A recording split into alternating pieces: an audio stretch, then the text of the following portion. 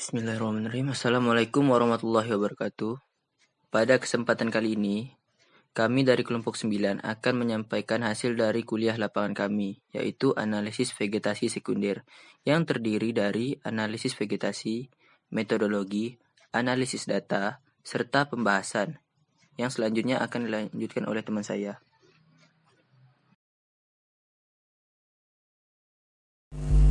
Perkenalkan, nama saya Alfiandro Mandala Pratama, NIM D105 1181036. Yang pertama akan saya jelaskan adalah pengertian dari vegetasi. Vegetasi adalah sekumpulan tumbuh-tumbuhan yang terdiri dari beberapa jenis dan hidup bersama di suatu tempat. Dalam mekanisme kehidupan bersama tersebut, terdapat interaksi yang erat, baik di antara sesama individu penyusun vegetasi itu sendiri, maupun dengan organisme lainnya, sehingga merupakan suatu sistem yang hidup dan tumbuh serta dinamis. Selanjutnya yang akan saya jelaskan adalah analisis vegetasi atau yang biasa dikenal dengan ANVEG. ANVEG merupakan cara yang dilakukan untuk mempelajari susunan dan bentuk vegetasi atau masyarakat tumbuh-tumbuhan. Pada suatu kondisi hutan yang luas, kegiatan analisa vegetasi erat kaitannya dengan sampling, sehingga cukup ditempatkan beberapa petak contoh untuk mewakili habitat tersebut. Dalam penelitian, terdapat dua metode, yaitu metode kuantitatif dan metode kualitatif. Singkatnya, metode kuantitatif merupakan metode yang bergantung pada perhitungan dan prosedur analisis statistika, sedangkan kualitatif merupakan metode penelitian yang menekankan pada fenomena dan lebih meneliti ke substansi fenomena tersebut. Pada penelitian kali ini yang digunakan adalah metode kuantitatif. Selanjutnya yang akan saya jelaskan adalah metodologi dari laporan kami.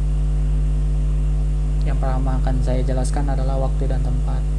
Kegiatan analisis vegetasi ini dilakukan di Desa Sedahan Jaya, Lubuk Baji, Kecamatan Sukadana, Kabupaten Kayong Utara, Provinsi Kalimantan Barat. Tepatnya pada tanggal 14 Januari 2020 pukul 10 sampai 11.30 waktu Indonesia Barat. Alat dan bahan yang kami gunakan pada kegiatan analisis ini antara lain meteran 2 meter dan 50 meter, kamera, plastik packing, spidol, plot, dan alat tulis. Selanjutnya cara kerja. Pengamatan dan perhitungan dibagi dalam 3 tahap, yaitu 1. Mengukur biodiversitas pohon, 2. Mengukur kanopi, 3. Pencarian informasi tentang flora yang ada di sana, baik observasi langsung maupun dengan metode wawancara. Tahap pertama yaitu menghitung biodiversitas. Tahap ini dilakukan dengan menghitung jumlah pohon yang sama serta mencatat nama pohon dan mengukur lingkar lilit batangnya dalam suatu luasan. Tahap yang kedua yaitu mengukur kanopi pohon. Tahap ini dilakukan dengan cara menentukan luasan pengamatan pohon yang akan dihitung kanopinya.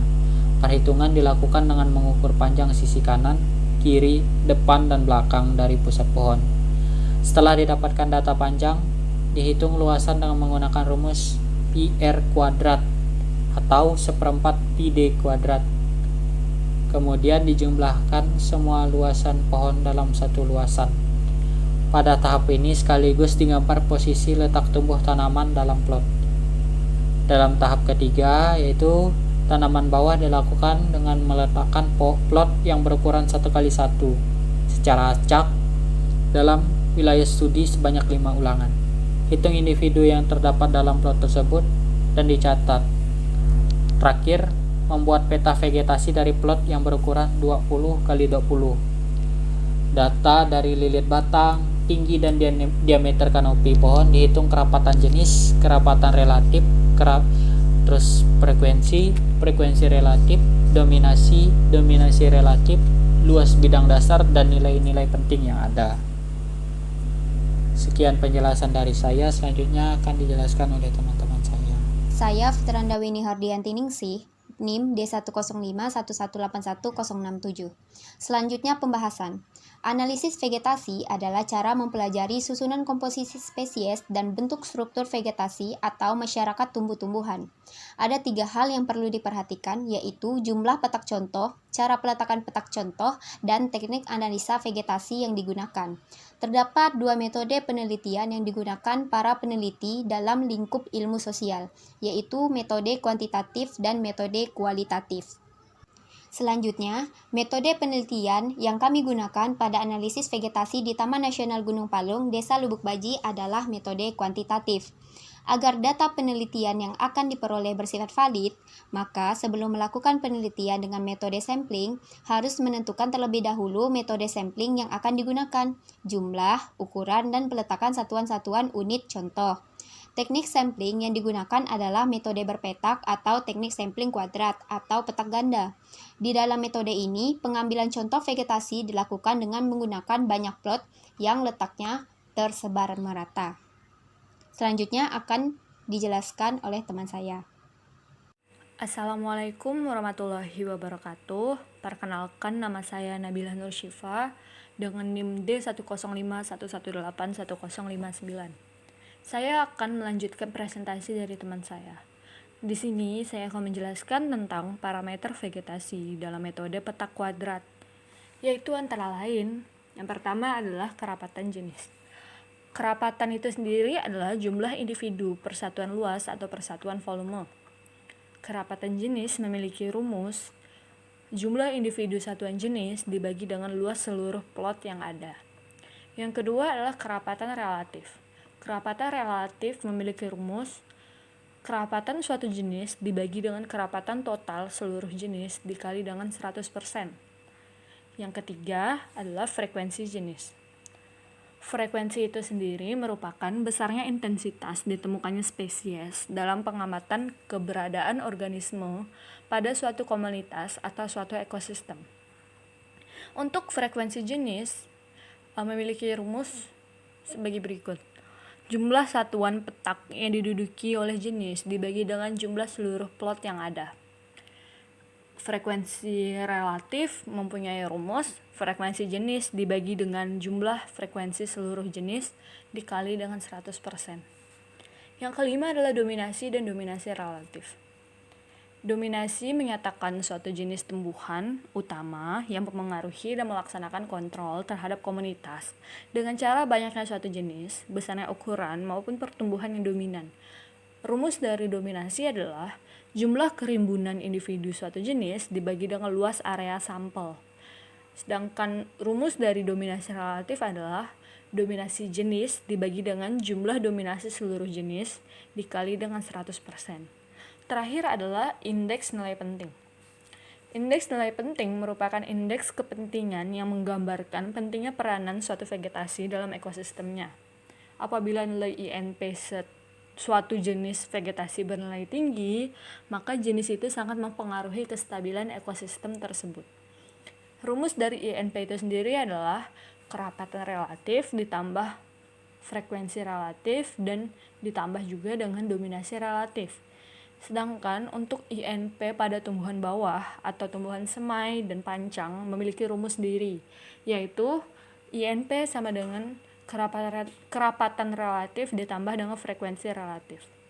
Sekian penjelasan dari saya, selanjutnya bakal dilanjutkan oleh teman saya. Perkenalkan, nama saya Kintan, NIM D10511811026. Di sini saya akan menjelaskan analisis cara kerja vegetasi tumbuhan. Yang pertama, analisis vegetasi pada pohon, yaitu dengan menentukan 4 titik dengan jarak masing-masing dari plot yang telah ditentukan. Analisis pohon menggunakan plot berbentuk buncur sangkar 20 x 20 meter, kemudian ke 4 titik sudut diambil koordinat dengan menggunakan GPS. Tiap kelas pohon yang terdapat dalam peta diukur lilit batang menggunakan meteran baju, lalu dihitung diameter batang yang masuk dalam klasifikasi pohon dewasa. Adalah batang pohon berdiameter lebih dari 20 cm. Kemudian ukur tinggi tanaman menggunakan alat pengukur tinggi pohon, kemudian diukur lebar kanopi. Lebar kanopi diukur dari ujung terluar tutupan daun dengan 2 kali ulangan. Setelah itu digambarkan posisi pohon tersebut dalam kertas berpeta sekaligus luasan kanopinya. Analisis vegetasi tiang dilakukan pemasangan plot 10 kali 10 meter. Kemudian ditentukan mana yang diklasifikasikan sebagai kelompok tiang.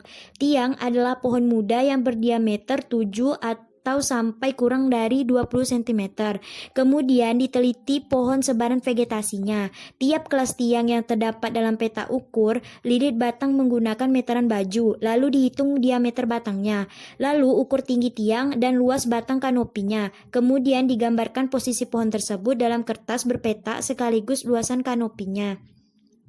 Lalu selanjutnya yaitu cara kerja analisis vegetasi tingkat pancang. Sama seperti cara kerja analisis vegetasi tingkat pohon dan tiang. Pada analisis vegetasi tingkat pancang ini menggunakan ukuran plot 5 kali 5 meter di dalam plot bujur sangkar yang dilakukan sebanyak 2 kali dengan mengukur diameter kanopi pancang, lilit batang serta ketinggian pohon. Pancang sampling adalah permudaan dengan tinggi 1,5 sampai anakan berdiameter kurang dari 10 cm. Jumlah pancang biasanya lebih sedikit jika dibandingkan dengan semai. Hal tersebut terjadi karena adanya persaingan dan ketidakcocokan habitat yang mengakibatkan matinya sebagian vegetasi pada tingkat pancang. Tumbuhan pionir yang tumbuh dengan lebat di lantai hutan akan mengalami persaingan, baik dalam hal mendapatkan cahaya maupun unsur hara dan ruang gerak. Dari persaingan tersebut, sebagian vegetasi yang surf dan mengalami adaptasi. Yang selanjutnya adalah analisis vegetasi tingkat semai.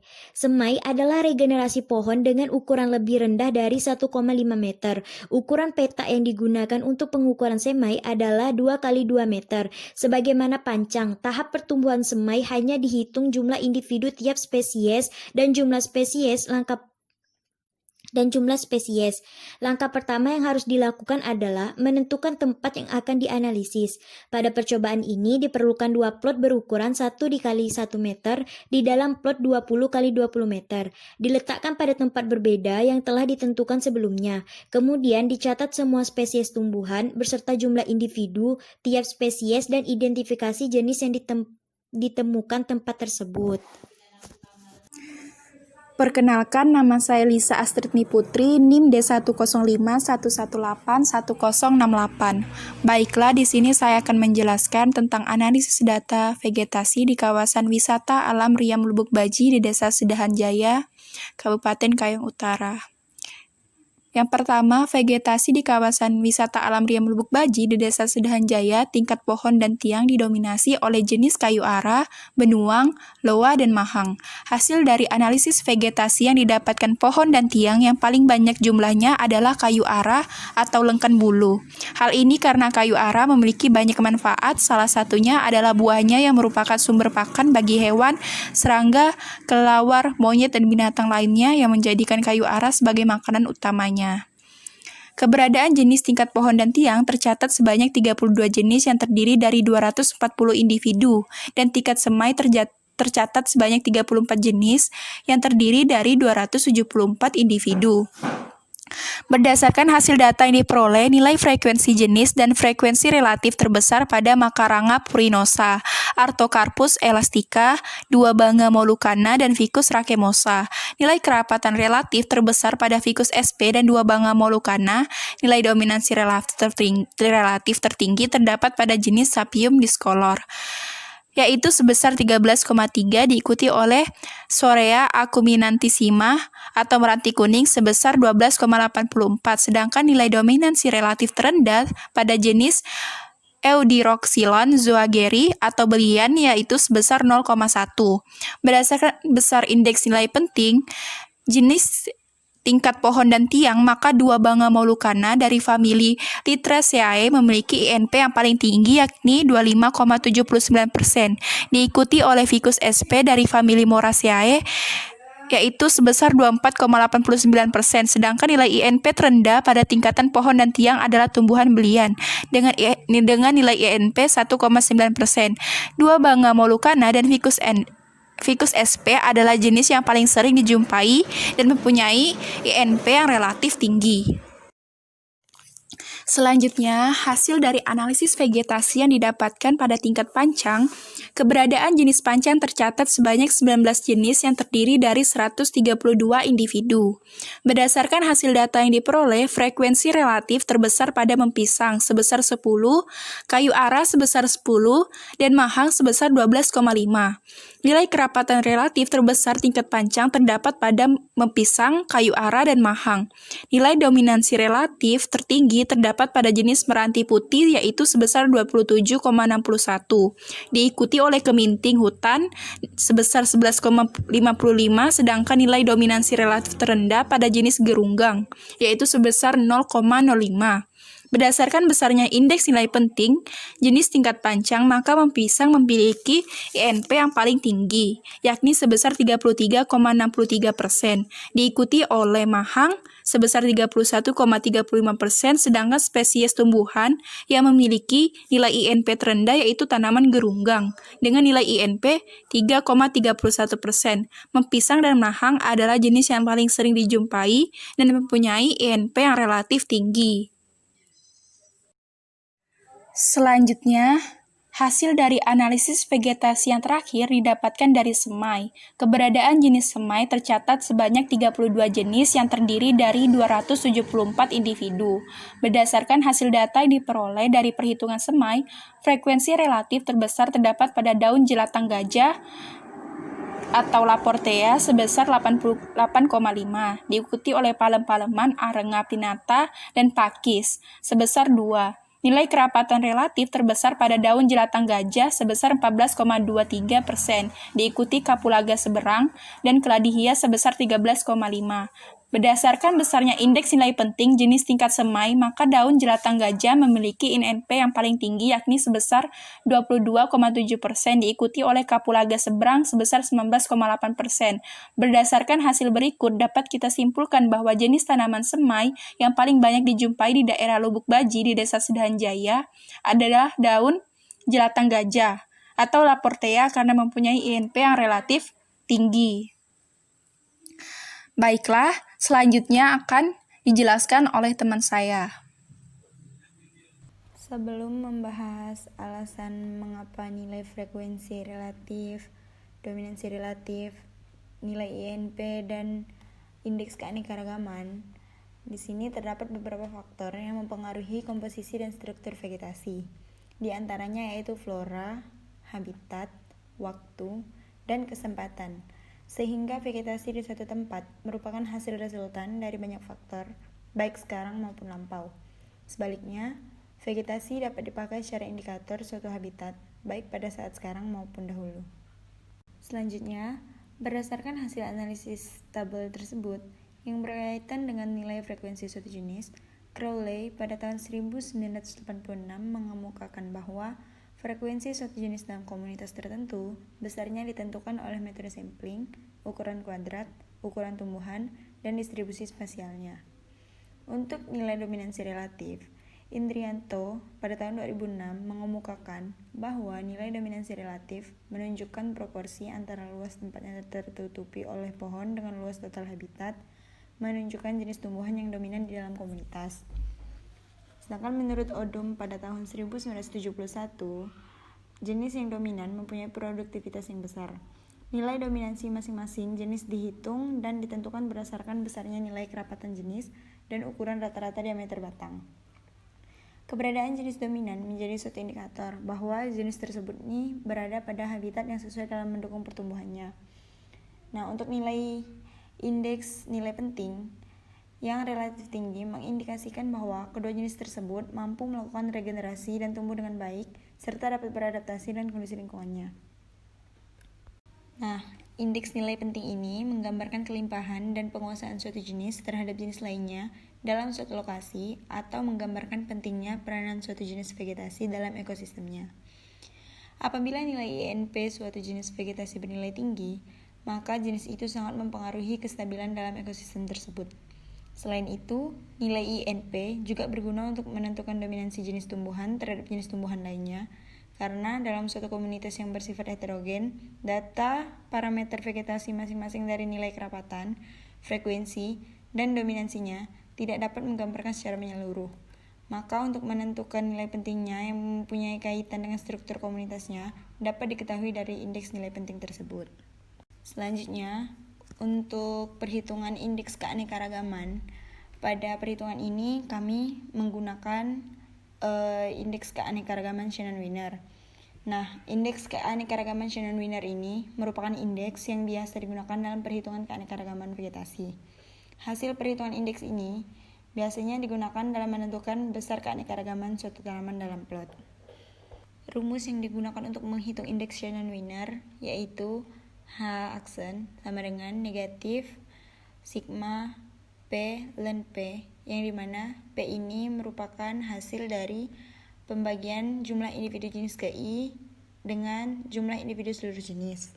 Nah, dari tabel hasil perhitungan indeks keanekaragaman tumbuhan, daerah Taman Nasional Gunung Palung tergolong tinggi. Hal ini karena nilai H aksen yang didapatkan dari setiap jenis tumbuhan bernilai positif, yaitu sebesar 8,17. Berdasarkan Wilhelm dan Doris pada tahun 1968 dalam Mason pada tahun 1981 mengemukakan bahwa nilai H aksen kurang dari sama dengan 1 termasuk keanekaragaman rendah, dan nilai 1 kurang dari sama dengan H aksen kurang dari sama dengan 3 termasuk keanekaragaman sedang dan kestabilan komunitas sedang. Semakin tinggi nilai keanekaragaman suatu kawasan menunjukkan semakin stabil komunitas di kawasan tersebut. Nilai indeks Shannon-Wiener yang dihasilkan memiliki nilai tinggi jika terdapat jumlah spesies yang tinggi dan jumlah individu yang tinggi pada masing-masing spesies. Selanjutnya akan dijelaskan oleh Andre. Perkenalkan, nama saya Muhammad Andre Ananta, NIM D105 1181033. Dapat ditarik kesimpulan bahwa hasil penelitian menunjukkan di daerah Taman Nasional Gunung Palung atau TNGP ditemukan spesies-spesies tumbuhan dari mulai tingkat semai sampai dengan pohon pada kawasan tersebut.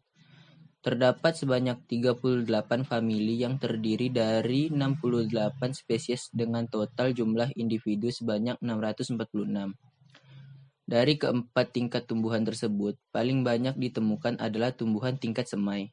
Nilai INP tertinggi pada tingkat pohon dan tiang adalah tumbuhan Duabanga molucana atau Litrachea, memiliki INP yang paling tinggi, yakni 25,79%, diikuti oleh Ficus sp atau Moraceae 24,89%.